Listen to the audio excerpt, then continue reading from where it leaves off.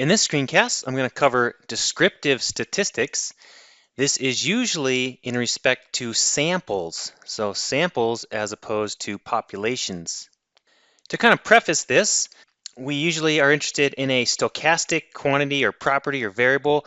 Stochastic meaning that the true values are statistical and they behave according to a distribution function. So this population has some sort of distribution. Obviously, you cannot know all of the values of the population. In other words, if I wanted to calculate the average height of all Americans, if I wanted to get that exactly, I would have to measure the height of every American, which obviously is not possible. Instead, we take a small sample, we take measurements, and hopefully our sample is a true representation of the population. There arises an issue. How big of a sample should you take such that your sample is representative of the population? There's always a chance that your sample is not going to be representative of the population. After we take a sample, we usually generate sample statistics and diagrams. We also then try to analyze the type of distribution, its parameters, and its uncertainty. So in this screencast, I'm just going to cover how we can calculate descriptive statistics for our sample. Some of these you've already been exposed to in this class and in others. We have statistics for the central value, also known as the central tendency. The most common by far is the sample mean, also known as the average, and we see that denoted a lot of times by X bar. The median looks similar, but on top of the X there we have a tilde, so be sure that you make note of that. The mode is the most frequently occurring value. There's also some other things that we're not going to talk about too much in this class. M estimator, this is a robust estimator and it removes the effects of outliers. You're also interested in looking at the dispersion or the variability in your sample. The most common of these by far is the sample standard deviation. We denote that by S, and you guys have seen that. There's also the range, which is the maximum minus the minimum. Obviously, if you have a really dispersed sample, you're going to have a really big range, and if you have a very non-dispersed sample, your range is going to be small. Some people will use this measure of dispersion known as MAD, the median absolute deviation, and you might see some of these in homework assignments in this class. There's some others that I'll show you related to how symmetric the distribution is. That's skewness. It shows the asymmetry of the distribution. If a distribution is skewed one way or the other, then you're going to get a negative or positive skewness.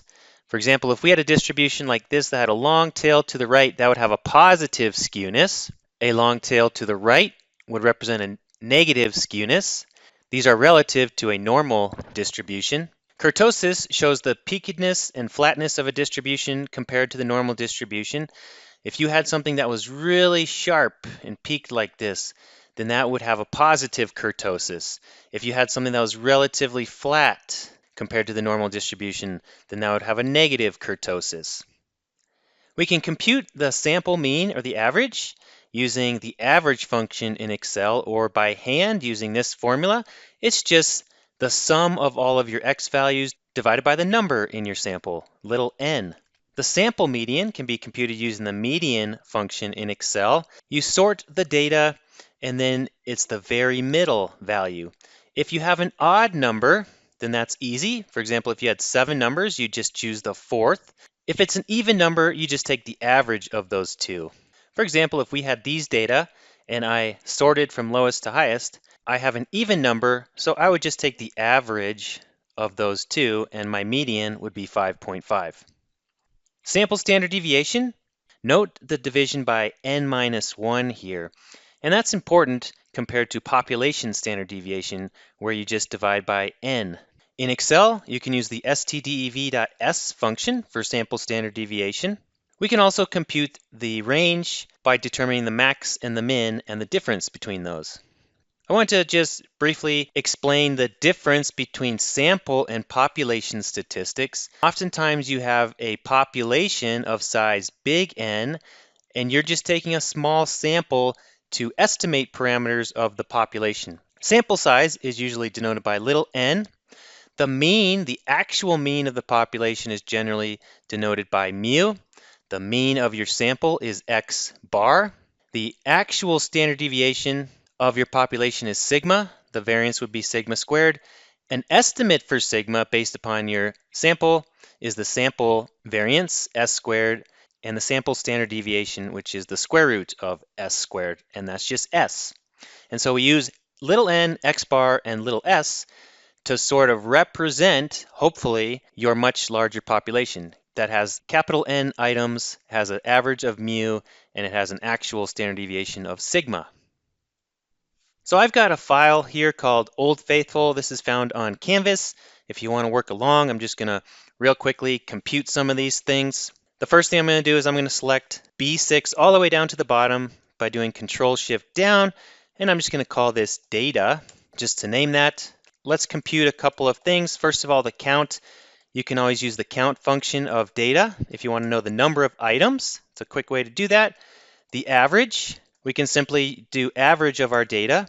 There's a median function. We can compute the median of the data. There's also a mode function. We can compute that using mode of our data. The standard deviation.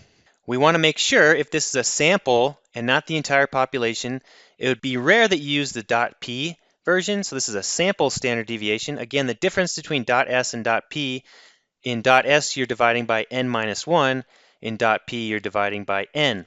As your sample size gets bigger, it's not as big of a deal. But we can do that for our data. We can compute the minimum of data. We can compute the maximum of our data. The range is the max minus the min. And let's just compute a few more things here. The skewness and kurtosis, we can use the skew function of our data. There's the kurt function. This is telling us that compared to a normal distribution, if we plotted this in a histogram, and I'll show a histogram in the next screencast for these data, it's going to have a tail slightly out to the left, and it's going to be slightly flatter than a normally distributed variable. So hopefully this screencast kind of gives you a better idea of descriptive statistics and the difference between population parameters and sample parameters. Thanks for watching.